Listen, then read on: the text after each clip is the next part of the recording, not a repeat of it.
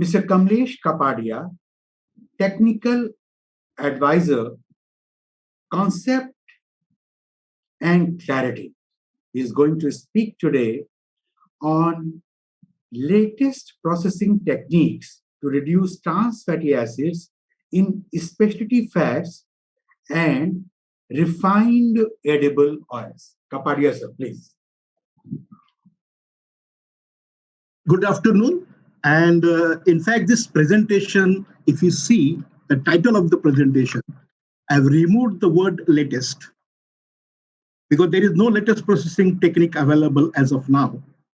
And if you see that what I have said here is trans fatty acid increase because most of the fats and oil are having certain cis fatty acids originally present.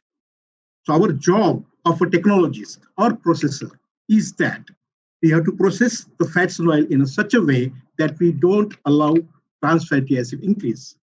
So in fact, if most of you recall that during the International OTI conference held in 1999 in New Delhi, I had come from Sweden and given the lecture on soft column during the launching. And that time only we have touched upon the importance of trans fatty acid control in coming years. Denmark was the first country to realize the health hazards of TFA. And thus they introduced TFA restriction in the year 2003 only.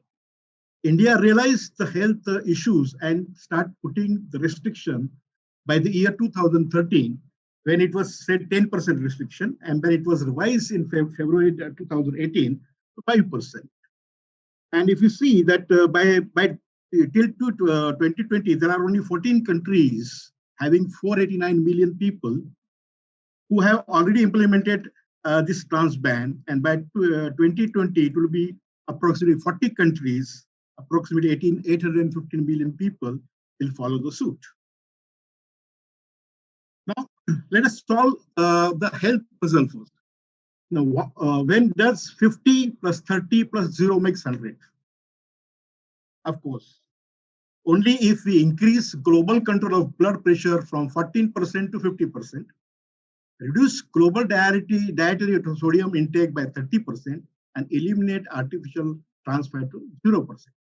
So by doing this, we can save 100 million lives over next 30 years. Now, what is trans fat? If you see the pronunciation of trans is a trans. Trans means fake fat. It is a Franklin fat. And what are his harms? When we say trans fat, the edible oil fats and specialty fat, if one of the fatty acid is having the trans fatty acid, that particular fat is known as trans fat.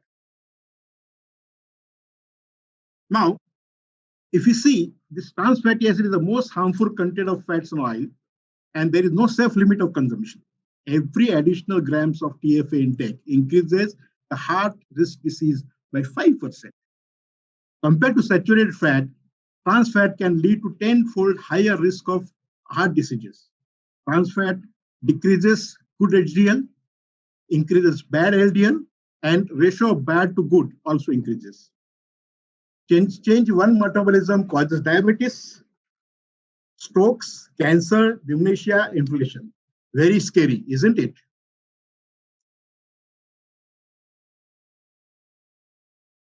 Now, when we say trans, I just wanted to mention here one thing, that even though this is a technical presentation, I have designed a presentation in such a way that even a non-technical person can understand how the trans fat is harmful. So trans fat means across the Latin word fatty acid chemistry and dynamics of its formation during refined fats oil processing steps. Okay, I'm not going into details of this, but just to make it understand how the fats and oil are made. Left portion is glycerol, right portion is fatty acids, stearic acid, oleic acid, linolenic acid. When they combine together, fats and oil is formed. The fat, which is liquid at room temperature, is known as oil. Oil, which is solid at room temperature, is known as fat. Now, if you look at the unsaturated fatty acid structures, you can see the cis form of naturally occurring fatty acids. CS gets converted to trans by the processing such as hydrogenation and partial hydrogenation. Trans is a flip position of cis formed, and with this fatty acid compactness in the fat oil molecule thereby changes its physical properties.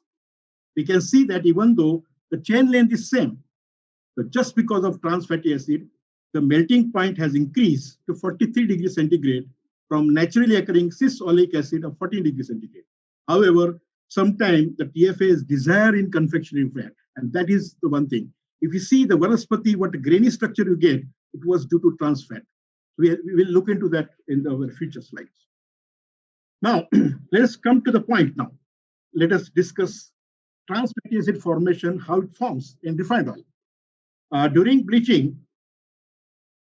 if it is acid activated earth, 0.1 to 0.2% for transformation can happen. However, the main reaction takes place during the high temperature deodorization process. The percent increase in TFA is function of temperature and residence time of deodorization, which we shall see in coming slide as to how. It is sensitive mostly to PUFA, that is polyunsaturated fatty acids, such as linoleic and linoleic fatty acid present in oils and fats. Now, if you see in deodorization, it's very interesting to note here, linoleic acid, they are all cis, not harmful. They will get converted to CT or TC. Everything, all the cis will not be converted to trans.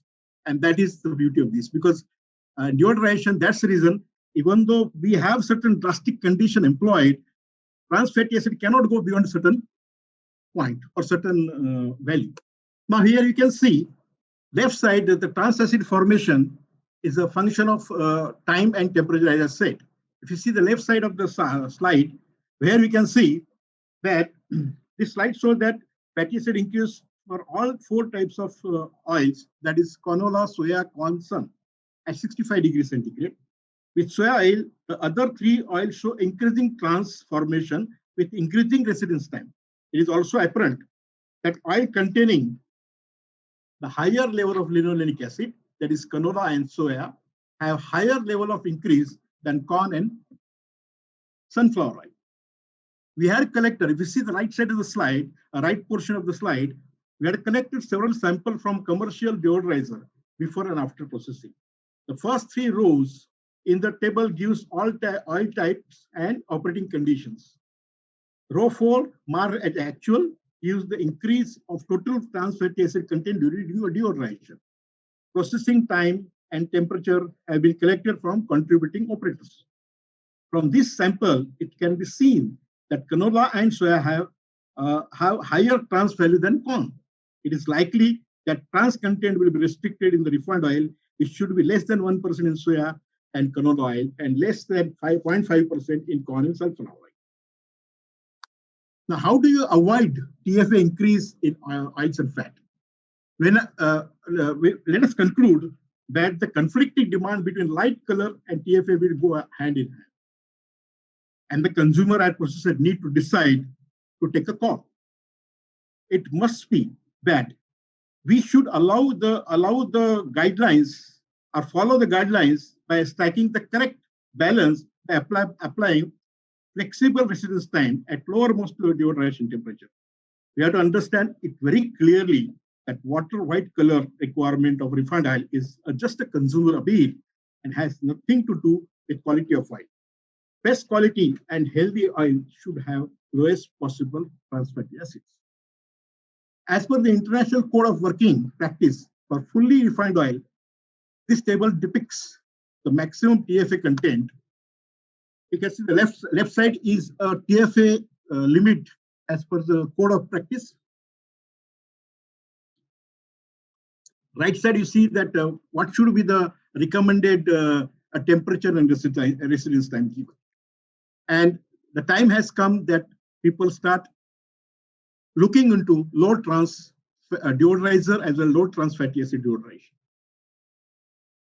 Now, coming back to the second part, which is very much dangerous, that TFA is formed in fats, specialty fat, and margarine shortening as well as vanaspati, etc. It is known as partial deodorization. Thus, increase in time and temperature during hydrogenation will increase trans fatty acid. Increase in catalyst activity, that is selective or non-selective, will decrease the TFA formation. Increase in hydrogenation pressure will decrease the relative trans fatty acid formation.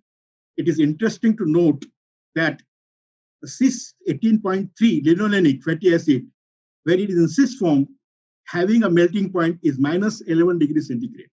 But during the process of hydrogenation, cis changes to CTT or TTT.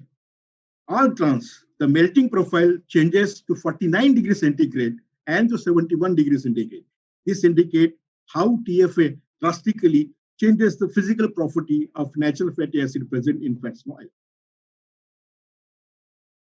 Here we can see the different modes of partial hydrogenation, the TFA formation in various products. Trans isomer are increasing from as low as 15% to as high as 65%, which is a very interesting table, this if you study it. Now, again, how to avoid reduced trans fatty acid formation during this. So now this the mission is taken by FDA and all that. By 2023, there will be a total ban on partial hydrogenation. That is the first step. But then what happens? But how to match physical properties of trans fat? So we have to strike a balance again between two or this one, and then this is the way it is. The major source of fatty acids formed are during partial hydrogenation. Now, natural fat, if you go for the natural fat, fractionation and reblending, palm kernel, PKO, you have to go to interesterification. Liquid oil, full hydrogenation and reblending. A problem is highly uncompetitive or solid state, but we have to go for interesterification again. Here we can see, if you do the fractionation of palm oil, we can get a varied product. I'm not going into detail because most of the industry people know this, but just this is to give the example how it can be done. Like if you see here that palm oil, when it is fractionated and refractionated, you can get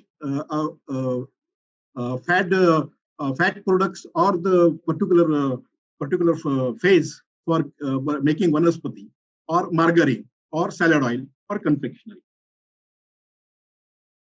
Here is very interesting slide you can see here that high pressure hydrogenation of oil gives lower trans. If you see that from right to left, as the trans fat as AB is decreasing, trans fat is increasing to a certain level, but after that it is coming down. So oil gives low trans, as high selective low trans hydrogenation is not possible. If you see, high selectivity and low trans hydrogenation is not possible with nickel catalyst. Low or zero trans hydrogenation will require a new selective catalyst. But that most probably that will happen only if the net technological approach is taken.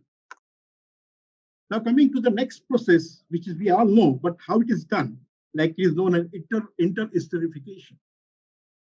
Here you can see that the fatty acids have been moved from one triglyceride molecule to another one to make a trans-free final product.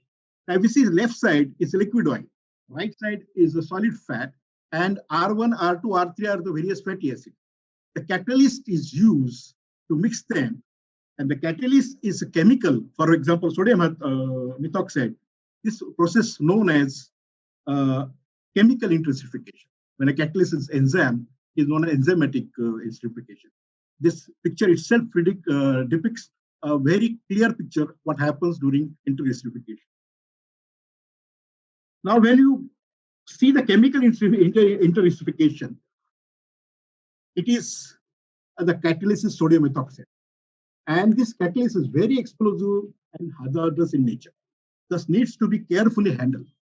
The byproducts formed during this process are shown in the diagram, which are removed during bleaching and deodorization process. However, the process is simple, it has heavy loss of product due to side reaction. You can see below that oil loss are as has 15 to 20 times the catalyst use. Enzymatic interesterification is relatively simple and less hazardous. The oil losses are reported very low. In fact, it is 6 times lower than what we get in chemical interesterification. However, OPEX versus CAPEX is a major discussion point here, which I will not risk myself to ponder into. My friend from Nova Enzyme is authorized speaker to come next to explain. Is better to all of us. Now here you can see how the zero trans fat can be made by combining hydrogenation, enterification, as well as fractionation. And here you can see that by blending soybean and fully hydrogenated soybean 60-40%, we can enteresterify the same. We can see that there is no change in IV of blend and IV product, but properties like melting point and solid fat content are altered without increasing pH. Now, people are trying to make one of any and all that, but it's very difficult to make. But this is the final slide, which shows that how we can make vanaspati like fat with not exactly similar, but mostly resembling physical properties and solid fat content. The various curves are depicting the graphical scenario with or without blends with impact of drop point, that is melting point of the final fat. I think that is all from my side. Thank you very much for your attention and giving me opportunity to share my views. Thank you very much. Thank you very much, sir. Thanks a lot.